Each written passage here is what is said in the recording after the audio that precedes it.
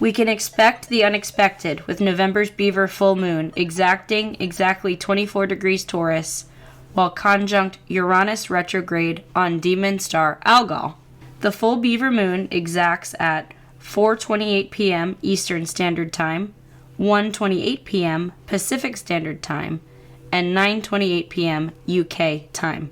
Please adjust for your time and location. I would like to apologize. I was not able to be on camera this time because I am quite sick, as you will see is in the astrology for the full Beaver Moon this November 2024. This is the fourth supermoon of 4 consecutive supermoons in which the moon is closest to the Earth in her orbit, and therefore her effects are intensified as it has a greater pull on the Earth's tectonic plates.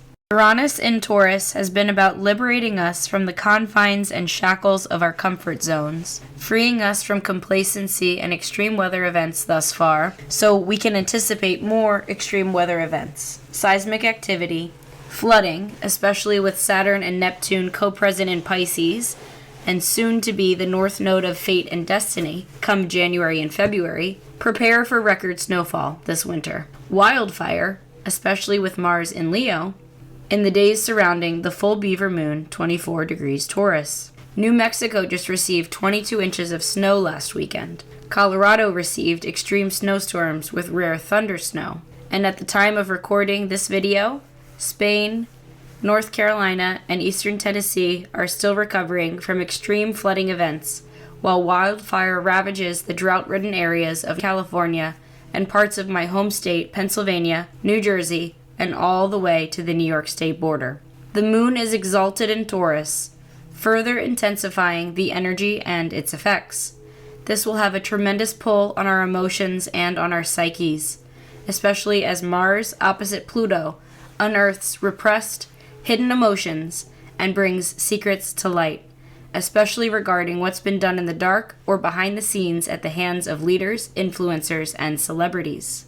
The full moon in November is called the Beaver Moon because each November, beavers retreat to their dams to hibernate for the long, harsh winter.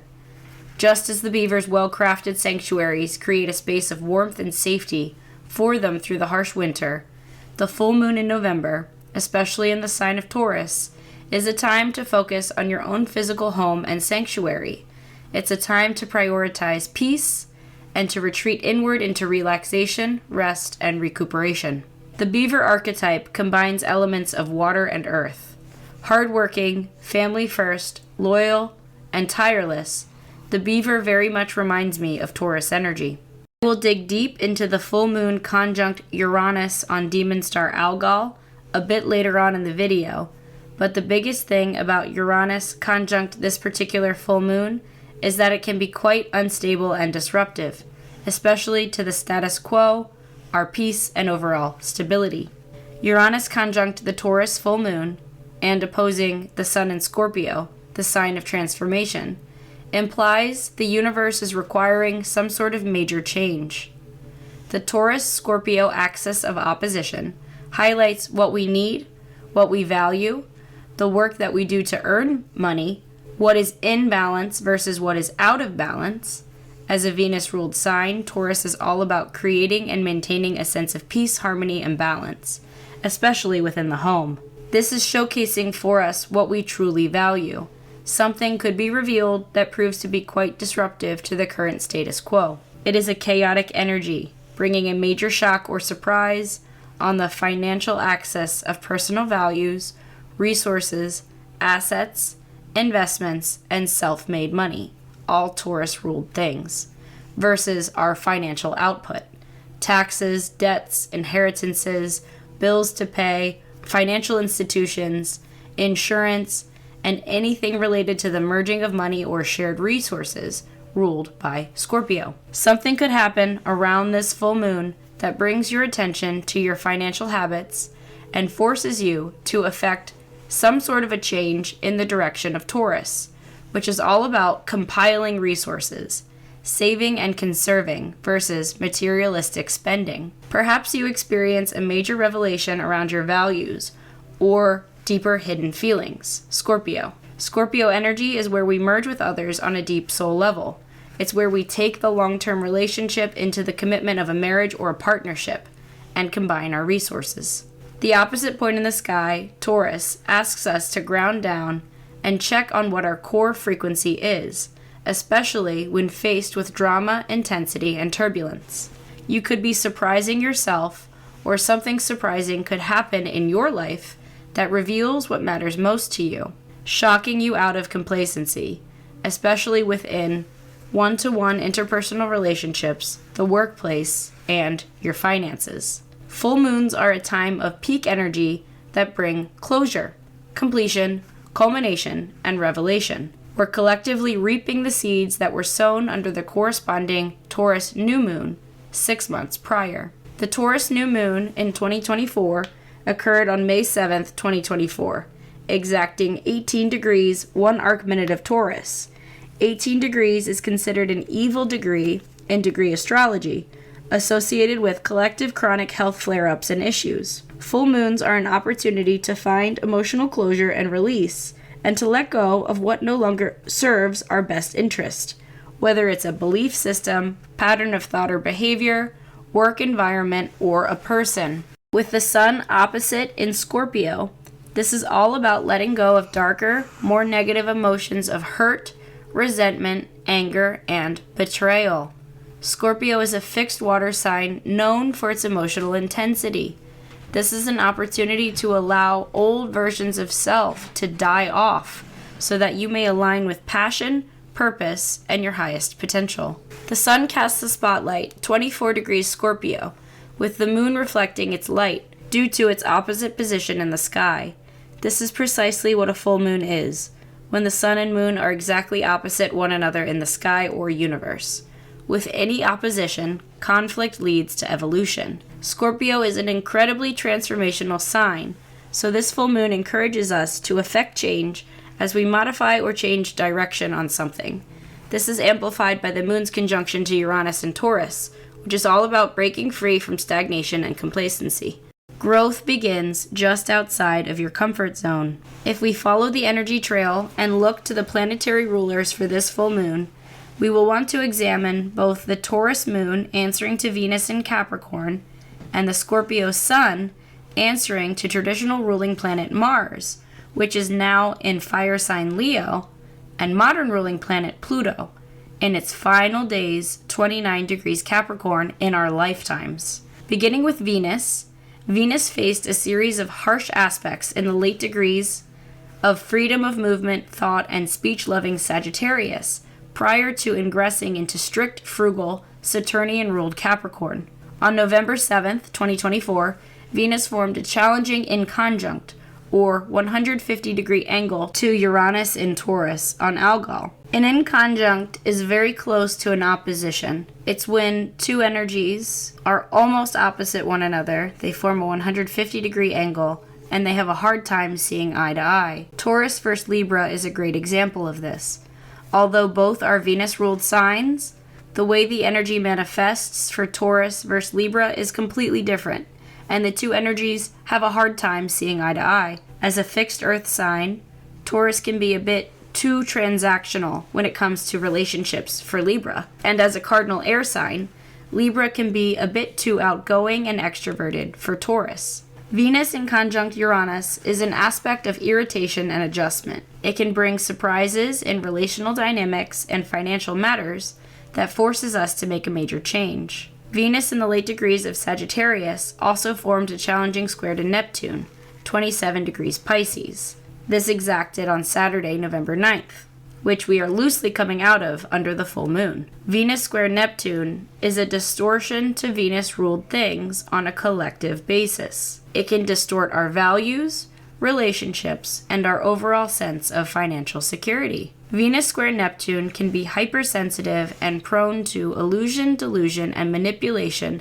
at the hands of others who seek to take advantage of our kindness and generosity. Collective delusions are about to fall away as we prepare to see things for how they really are under this illuminating full Taurus moon. This Venus square Neptune brings us right back to Jupiter and Gemini, because Neptune in Pisces, although in its sign of modern rulership, still answers to traditional ruling planet Jupiter, which is also the traditional ruling planet for Venus while she was transiting Sagittarius. Venus square Neptune is considered a red flag aspect in astrology. Neptune can really distort one's self-image and self-confidence with this placement because it creates difficulties with our ability to self-love. This aspect can cause us to feel ostracized, victimized, unloved, or unlovable. We may feel as though we are too different from the status quo or too different in the eyes of others, and that we are somehow not accepted by the in crowd. This is an illusion cast by Neptune, so please do not fall for it or feed it any energy, unless you want that to become your reality. It is essential to realize that what you think others perceive of you may not be accurate at all, but an overly sensitive projection of your deepest insecurities of unacceptance. Be careful, because these perceptions can cause us to act differently around people we perceive as not liking us, which can in turn create a self-fulfilling prophecy. I actually have Venus square Neptune in my natal chart in a powerful part of my chart, and I can speak firsthand at how difficult it was to learn self-love and to manifest a healthy relationship, being not only a child of divorce, but the only daughter of a hyper-competitive, narcissistic mother who seems to thrive off of putting her only daughter down. My natal Venus, 8 degrees Libra, rising with my ascendant, part of a Libra stellium, squares my natal Neptune, 11 degrees Capricorn, part of my Capricorn stellium, on my IC. This is opposite my Chiron conjunct Pholus on my midheaven, that big mother wound that I use in the work that I do and is part of my public reputation and career. Overcoming the damage from narcissistic abuse was pivotal, not only in my personal development, but in my career, where I now find myself in a position to help others on their path to self-empowerment, healing childhood trauma, and navigating narcissistic abuse. I actually originally wanted to be a divorce and family therapist, where I could work with the entire family unit in a way that was healthy and did not put the children in the middle. However, my mother would not pay for college unless I chose a major that she was in favor of, highlighting her narcissism and need for control. My mother's children are merely extensions of herself. We were never free to be our own individuals.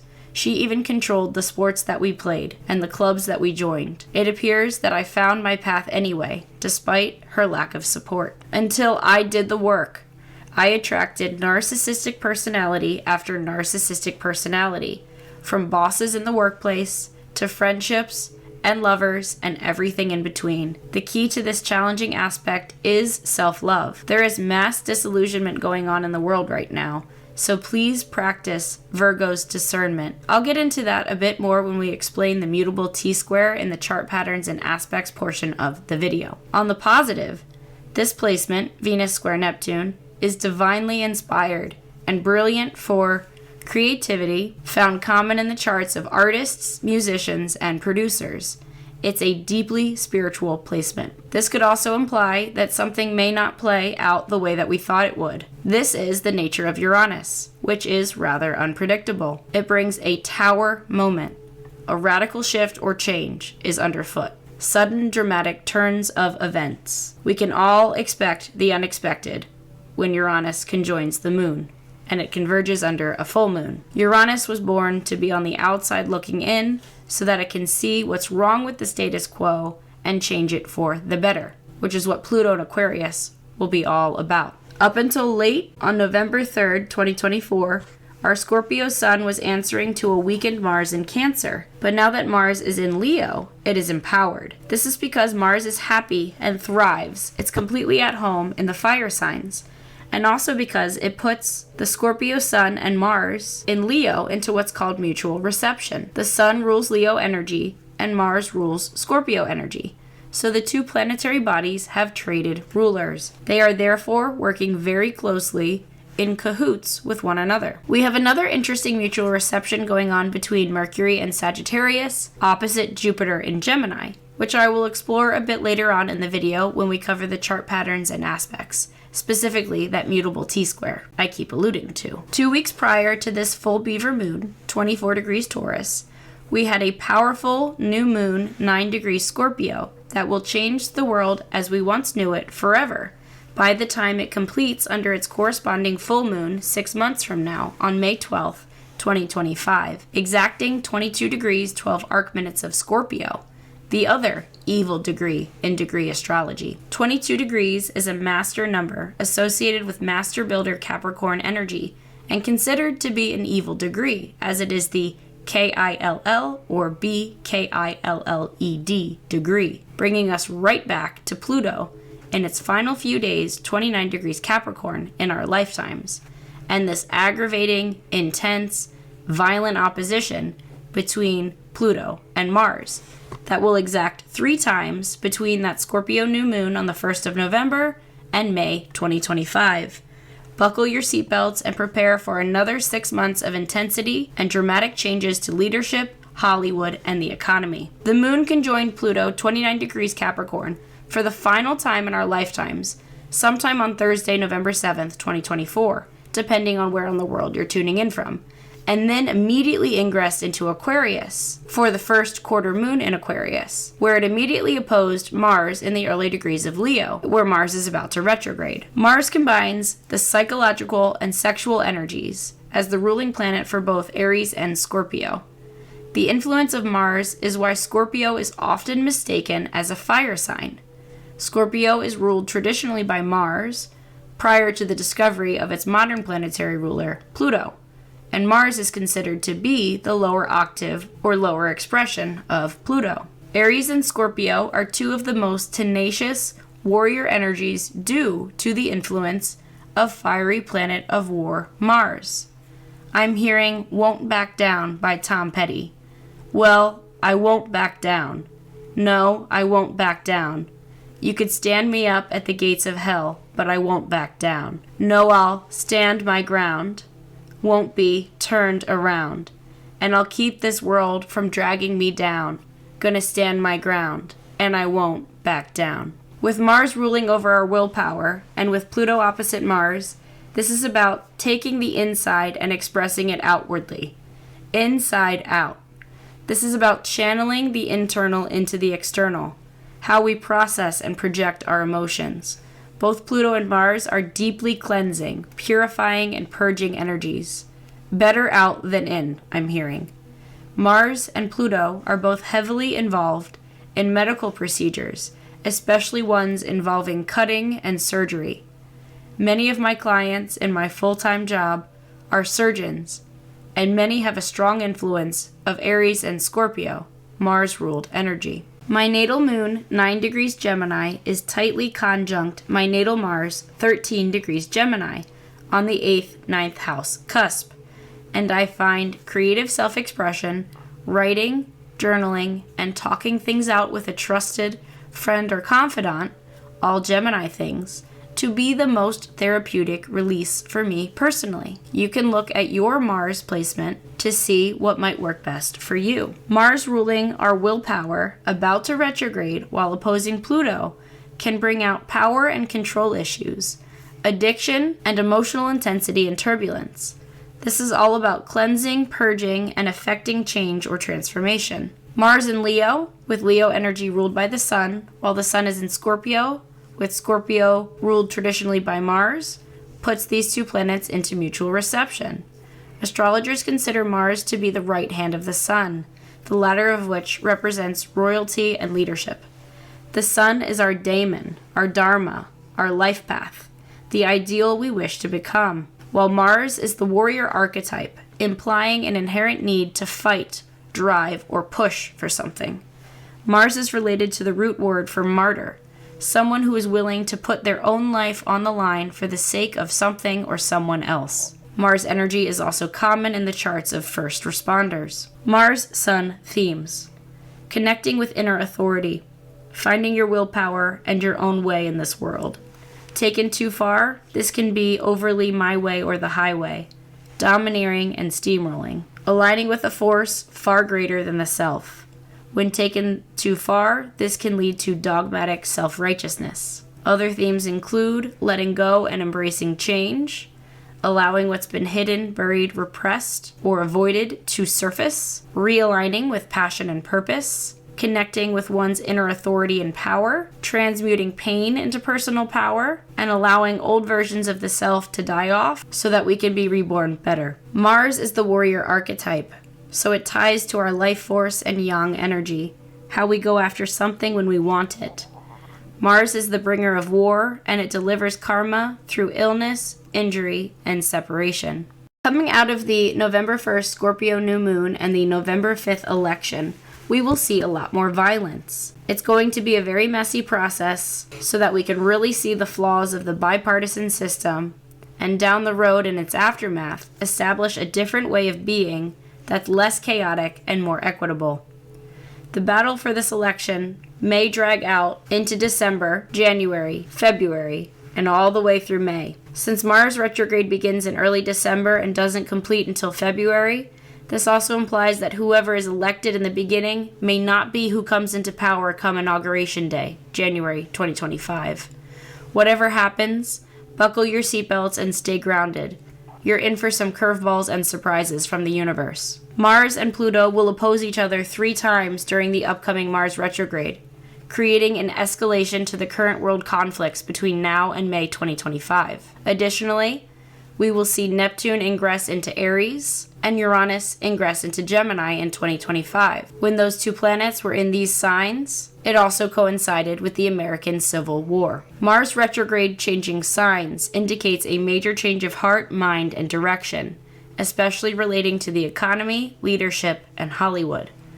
Mars entered his pre-retrograde shadow period way back in early October 2024 and has been leaving breadcrumb clues as to what the upcoming Mars retrograde through Leo and Cancer will be about. Mars in Leo. Mars is comfortable here in fellow fire sign, but this can really amplify ego. Mars will energize Leo placements, especially in the first decan of Leo, the first 10 degrees. We will see more wildfire, violence, arrogance, corrupt leadership, and human trafficking, especially child trafficking. Mars in the fire signs is naturally goal-oriented, ambitious, assertive, athletic, and high energy. It's a strong masculine energy that can be released through physical activity, exercise, sweating, saunas, hot showers, and baths, to name a few examples. Cancer. Mars is uncomfortable in Cancer due to its debilitation or weakening.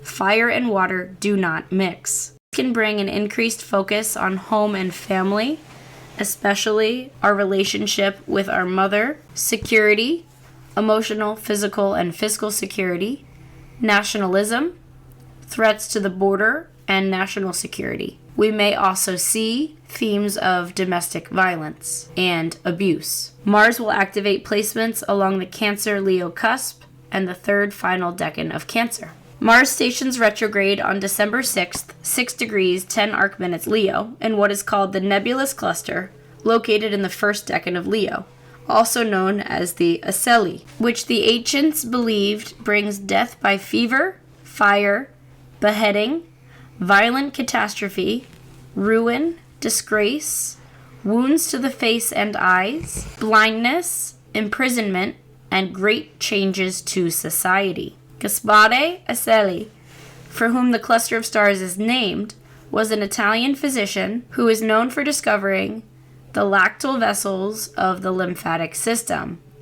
Immune systems are low and absolutely vulnerable at this time. Mars will station direct 17 degrees, 1 arc minute of Cancer on February 23rd, 2024. This is within a 1 degree orb of the fixed star Wasat, which the ancients believed to be associated with poisoning, chemicals, and gas. Mars will not leave its post-retrograde shadow until May 2nd, 2025. This means that Mars retrograde will overlap with the 4th and final Mercury retrograde of the year, which I will dive into a bit later on. This will take us all the way back to Mercury retrograde of December 2023 to January 2024, ending exactly where this Mercury retrograde begins, 22 degrees Sagittarius. That KILL or BKILLED degree again. Mars retrograde will also overlap with a Venus retrograde from March 1st to April 12th, 2025. This upcoming Venus retrograde will begin 10 degrees 50 arc minutes, cardinal fire sign Aries, activated by the Aries moon on March 1st, and it will end 24 degrees 37 arc minutes of Pisces. During her upcoming retrograde, ending in her sign of exaltation, she will conjoin Neptune, the north node of fate and destiny, and Saturn.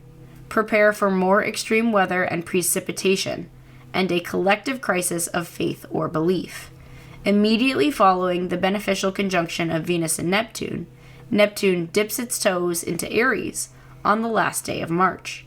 Historically, Neptune in Aries has ties to major wars, including the American Civil War, and to assassinations of major leaders and political figures, including Julius Caesar.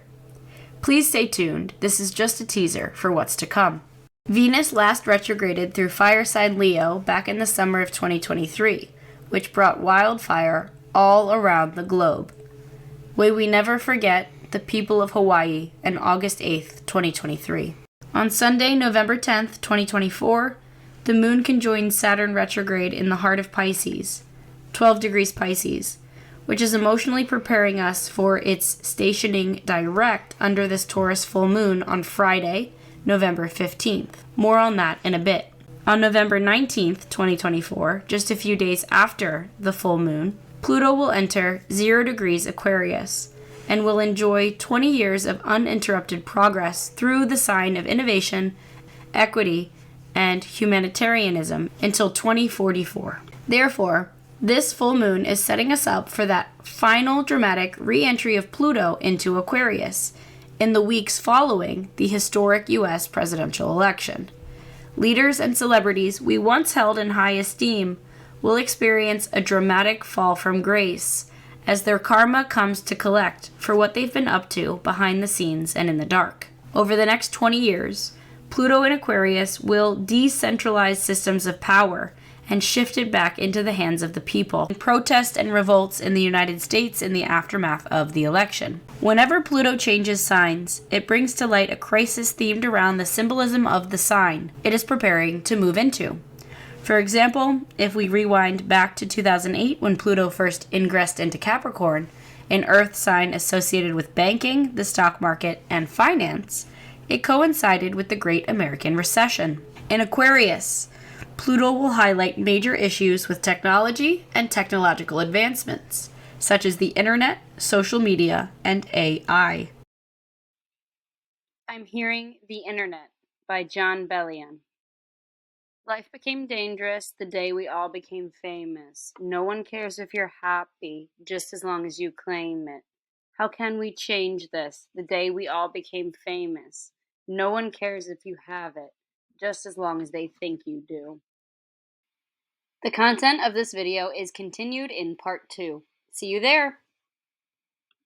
Thank you for watching. If you're still with me, you're a real one. Drop your current most used emoji in the comments. If you took anything away from this video, we ask that you like, comment, share the content, and subscribe. If you enjoyed this video, we know that you'll enjoy the full playlist and this additional video. Thank you so much. Love you and see you soon.